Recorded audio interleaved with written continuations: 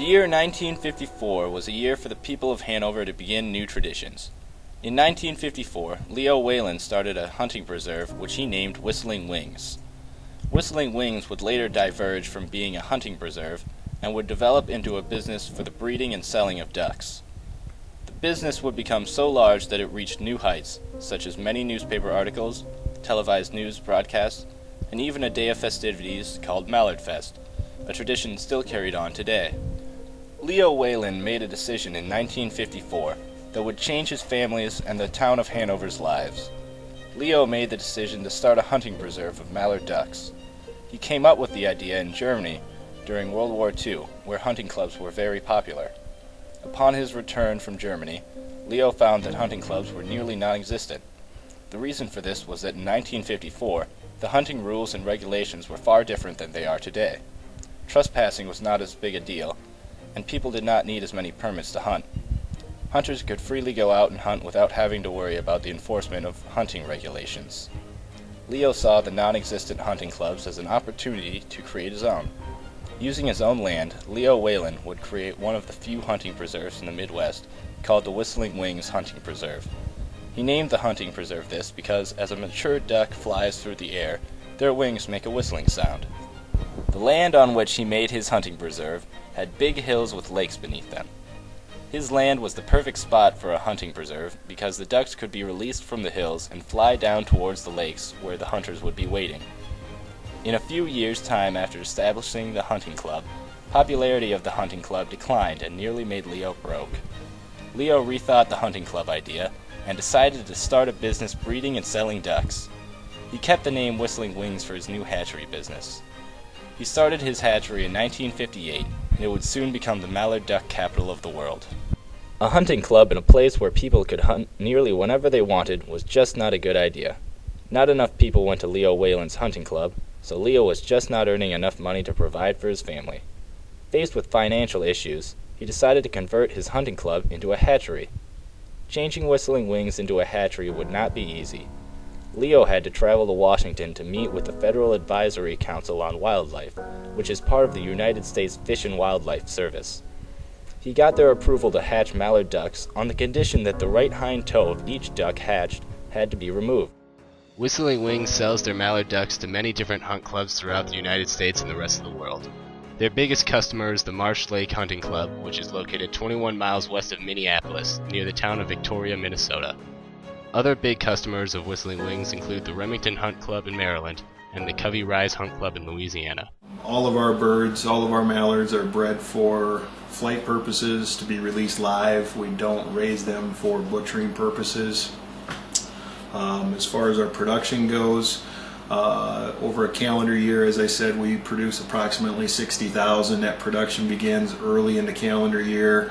Sometime during the month of February, we will begin a small amount of production, and that will continue throughout the spring and increase in weekly hatch numbers until we max out sometime in the months of May and June with approximately 5,000 baby mallards being hatched every week. The business started small, but over time flourished into one of the largest mallard duck hatcheries in the world. Whistling Wings received all kinds of recognition. Whistling Wings even sold their mallard ducks to the President of the United States, Lyndon Johnson. In the final transaction, a personal item of Johnson's was traded for the ducks instead of money.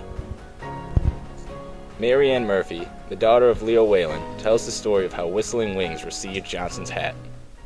As I remember, one of the proudest moments of my dad was when he was watching TV one night and saw where President Lyndon B. Johnson did not have any mallard ducks on his ranch.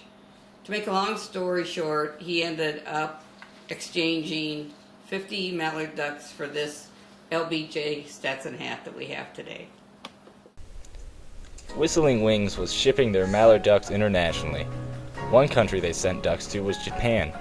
The Emperor of Japan even received mallard ducks from the Whistling Wings hatchery for his palace. Whistling Wings successfully shipped their mallard ducks to many different countries. This international success led to the town of Hanover being called the mallard capital of the world. Over the years, Whistling Wings had become so popular that a day of festivities was created in 1977 to celebrate the mallard duck. This day of festivities was called October Duck Fest. This festival was basically the German Oktoberfest condensed into a weekend set aside to show that the town of Hanover, Illinois, is the world center of mallard duck production. The day was celebrated with a parade, duck roast, duck calling contest, pumpkin decorating contest, and various other bizarre events. There was even a mallard marathon in which runners ran 5 miles honoring the mallard duck. In 1977, a group of local residents got together to form the first annual October Duck Fest. This took place in the first week of October. Until 1986, they changed the date of the festival to the third weekend in September for better weather conditions. At that time, they renamed the festival Mallard Fest. Mallard Fest continues to grow each year and has become a homecoming for past residents of Hanover. Many of the traditions of Duck Fest, as well as a few new traditions, were created to become Mallard Fest. Some of the new activities to take place were golfing of the local Apple River, tethered balloon rides, the duck retrieve, a selection of local bands to listen to, and a fireworks show to end the celebration. The duck retrieve is a raffle in which hunting dogs jump into a river to retrieve 3 rubber ducks. The rubber ducks have numbers on them that correspond to tickets purchased before the event. Another tradition of Mallard Fest is the button raffle. People buy buttons a week in advance. Then at Mallard Fest, the numbers on the buttons are chosen randomly for prizes donated by local businesses. The buttons themselves have become extremely collectible, as earlier ones are rare and hard to find. These traditions of Mallard Fest are Hanover's way of showing that it is indeed the mallard capital of the world.